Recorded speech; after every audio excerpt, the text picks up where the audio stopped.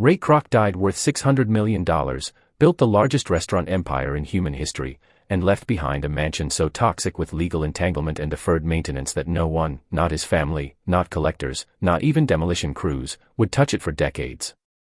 That's not tragedy. That's what happens when wealth becomes a system you can no longer control. Most people believe fortune protects legacy. That if you accumulate enough, your name, your property, your empire becomes untouchable. Ray Kroc proved the opposite. He didn't fail because he ran out of money. He failed because money, at a certain scale, stops being a tool and becomes a structure, and structures don't care who built them. Kroc's mansion in Los Angeles wasn't just abandoned. It was legally frozen, physically deteriorating, and financially impossible to resolve for over 30 years. Not because of bankruptcy. Not because of scandal. But because the systems designed to preserve wealth, trusts, estates, tax shelters, corporate entanglements, turned his property into something no one could own, sell, or even enter without triggering cascading liability. The very mechanisms meant to protect his fortune ensured his home would rot. And if you think that's just bad planning, you're missing the point. The McDonald's empire made Kroc unfathomably rich, but it also made him operationally dependent. By the time he died in 1984, he didn't just own assets. He was embedded in a corporate structure where every property, every contract, every dollar was tied to franchise agreements, licensing deals, tax optimization vehicles, and estate instruments designed by people who understood wealth management better than he ever would. Kroc was brilliant at scaling hamburgers. He was not brilliant at untangling legal entities. And that's the first hidden vulnerability. Wealth doesn't simplify life. It complicates it to the point where you need intermediaries to understand what you own. And once you need intermediaries, you're no longer in control. You're a client. Kroc bought the Los Angeles mansion in the 1960s, at the height of his power. It was a statement property, sprawling, private, expensive to maintain, and located in an area where land value would only climb. On paper, it was a smart investment. In practice, it became a liability the moment it was folded into his estate plan. Because estate plans aren't designed to make things easy. They're designed to defer taxes, avoid probate, and distribute assets according to legal priority, not sentimental value, not logic, and certainly not speed. When Kroc died, the mansion didn't just pass to his wife. It passed into a trust. And that trust was governed by instruments that required legal consensus, tax clearance, and corporate disentanglement before anything could be sold or transferred. His widow, Joan Kroc, inherited billions, but she didn't inherit simplicity. She inherited a legal maze where every asset was a negotiation. Joan Kroc was not interested in the Los Angeles mansion. She had her own properties, her own priorities, and her own philanthropic vision. She wanted the mansion sold. But selling a property held in a complex trust, tied to corporate tax structures, and encumbered by deferred maintenance costs, isn't a matter of listing it. It's a matter of clearing it. And clearing it requires lawyers, appraisers, environmental assessments, and agreement from every entity with a claim to the estate's liquidity. So the mansion sat. And while it sat, costs compounded. Property taxes continued. Insurance premiums continued. Security costs continued. And because no one was living there, because no one was maintaining it, the mansion began to decay. Pipes froze. Roofs leaked. Termites spread. Vandalism crept in. And every month of delay made the property harder to sell, because buyers don't want projects, they want turnkey assets. The longer the mansion remained in limbo, the more it transformed from a luxury estate into a legal burden no rational actor would assume. This is the second structural failure. Wealth doesn't just require management. It requires continuous liquidity and decision-making authority. The moment decision-making is deferred to legal process, assets stop being assets. They become frozen capital that incurs cost without producing value. And the system doesn't care. The lawyers still bill. The taxes still accrue. The insurance still renews. The structure keeps running, and it runs on your money, whether you're alive or dead, whether you're in control or not. Joan Kroc eventually redirected her focus. She gave billions to the Salvation Army, to NPR, to peace institutes. She became one of the most generous philanthropists in American history. But the Los Angeles mansion remained untouched, because resolving it would have required time, legal focus, and money, and all three were better spent elsewhere. So the mansion was effectively written off. Not officially, but operationally. It was easier to let it decay than to untangle it. And that's not neglect. That's rational resource allocation. When the cost of resolving an asset exceeds its value, you don't resolve it. You let the system absorb it. The mansion became a ghost property. Local authorities knew it was there. Neighbors complained. Squatters entered. Copper pipes were stripped. Graffiti spread across walls that once hosted business elites and franchise executives. The estate that was supposed to symbolize Kroc's success became a public eyesore, and still, no one moved to demolish it, because demolition costs money, and the legal entity responsible for that money was unclear. This is where the system wins. The mansion wasn't owned by a person anymore. It was owned by a trust, managed by executors, encumbered by tax codes, and tied to corporate structures that no longer had any operational interest in a single-family home in Los Angeles. No individual had the authority or the incentive to act. The property existed in a legal gray space where responsibility was diffused, costs were deferred, and decay was inevitable. Understanding this mechanism changes everything you thought about ownership. The concept of ownership itself becomes fiction at a certain wealth threshold. You don't own things. Legal entities own things. And legal entities don't have emotions, nostalgia, or urgency. They have bylaws. When Kroc signed documents creating trusts and corporate structures, he believed he was protecting his assets. What he actually did was transfer decision-making power to a system that would outlive him and operate according to rules he would never fully comprehend. Every wealthy person makes this trade. They're told it's necessary. Estate attorneys explain that without trusts, the government takes half. Without corporate structures, liability becomes personal. Without layered entities, wealth is exposed. And all of that is true. But what they don't explain is the cost. The cost is that you stop owning anything directly. Everything you possess is filtered through intermediaries, and those intermediaries have their own priorities. The attorney's priority is billable hours. The trustee's priority is legal compliance. The property manager's priority is contract renewal. None of them prioritize resolution, because resolution ends their involvement. The system is designed to perpetuate itself, and perpetuation requires complexity. The more complex your estate, the more professionals you need. The more professionals you need, the less control you have. And Ray Kroc, who built an empire on simplicity and replicability, died trapped in a system that was neither. Even after Joan Kroc's death in 2003, the mansion remained in limbo. Her estate was worth over $3 billion, and it was distributed according to her wishes, but those wishes didn't prioritize resolving a deteriorating property with unclear title, ambiguous liability, and negative ROI. The mansion was a rounding error in a billion-dollar estate, which meant it received rounding error attention. And that's the paradox. The wealthier the estate, the less attention any single asset receives, unless that asset is liquid, transferable, and simple. Real estate tied to outdated trusts, governed by decades-old legal language, and physically degraded is none of those things. It's a problem. And in wealth management, problems that cost more to solve than ignore get ignored. If you're still watching, you're beginning to understand why accumulation isn't the same as control. By the 2010s, the mansion had become a local legend. Urban explorers filmed walkthroughs. Historians documented its decay. Journalists wrote articles asking why a property tied to one of the most successful businessmen in history had been left to rot. But none of those articles identified the real answer, because the real answer isn't dramatic. It's bureaucratic.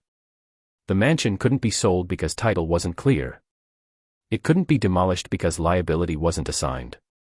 It couldn't be donated because no nonprofit wanted the legal exposure or the renovation cost.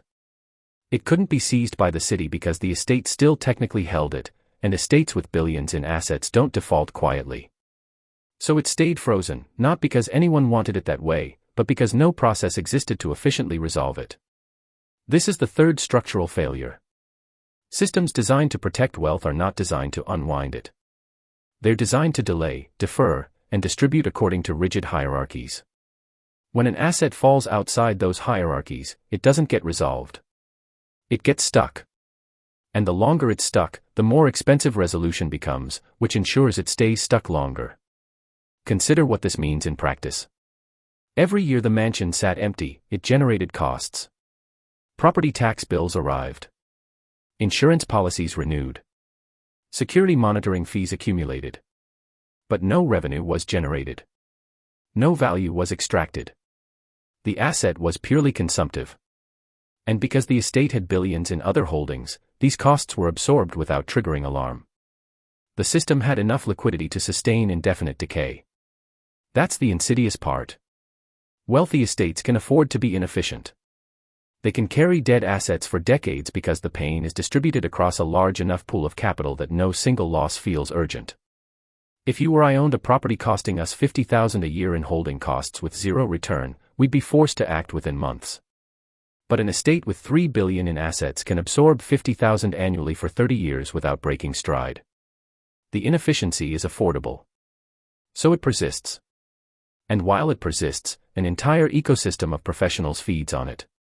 The estate attorney bills for periodic review. The property management firm charges for quarterly inspections. The insurance broker earns commission on policy renewals. The accountant logs depreciation and loss carryforwards. Everyone involved extracts value.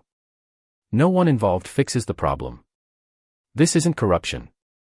This is the system working exactly as designed. The mansion finally began to see movement in the 2020s, not because someone took initiative, but because land values in Los Angeles rose to the point where even a burned-out shell held speculative value. Developers began exploring whether the property could be acquired, demolished, and redeveloped, but even that required navigating the estate's legal structure, clearing environmental liens, and negotiating with entities that had long since moved on. The negotiation process itself reveals how divorced wealth becomes from human intention. By the time developers approached the estate's representatives, no one involved had ever met Ray Kroc. No one had ever met Joan Kroc. The people negotiating the sale were third-generation attorneys and corporate trustees whose only relationship to the property was contractual. They didn't care about legacy. They cared about liability protection and fee recovery. The developers didn't care about history. They cared about zoning variances and construction margins. The transaction became purely mechanical, a series of legal instruments transferring obligation from one entity to another, with no human sentiment involved. The mansion that once symbolized Kroc's success was reduced to a line item in a purchase agreement, notable only for the indemnification clauses required to close the deal. And here's what makes this unbearable. Kroc didn't want this. Joan didn't want this. No one involved wanted a rotting mansion to symbolize their legacy. But the system doesn't care what you want. It cares what the legal instruments say. And if those instruments are outdated, contradictory, or poorly designed, the system doesn't fix them. It just keeps running.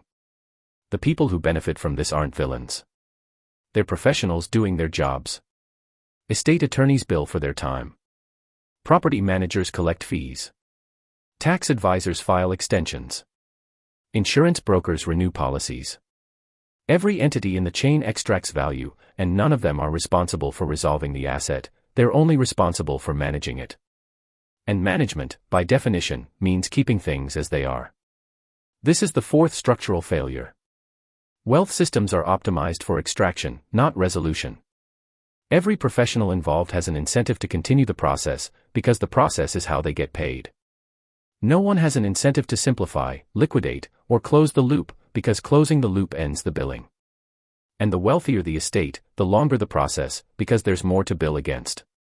If you've made it this far, you're not watching a story about real estate.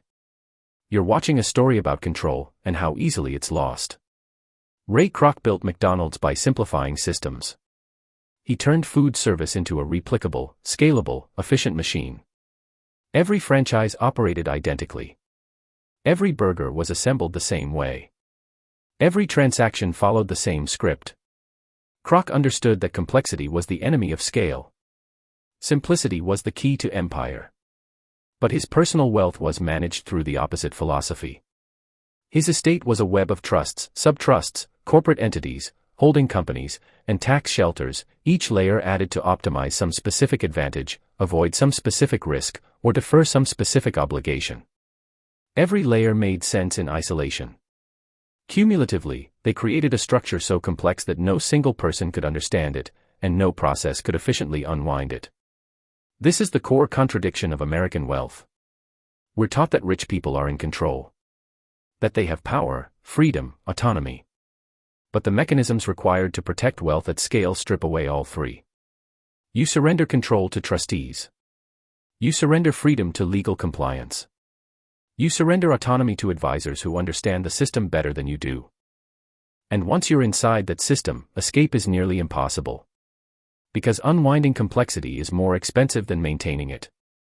Simplifying a trust structure triggers tax events.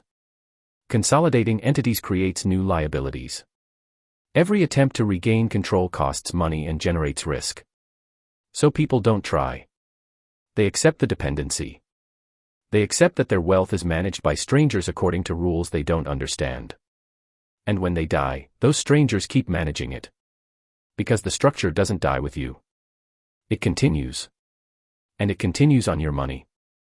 The McDonald's Corporation continued to thrive. Franchises expanded globally. The brand became one of the most recognized in human history.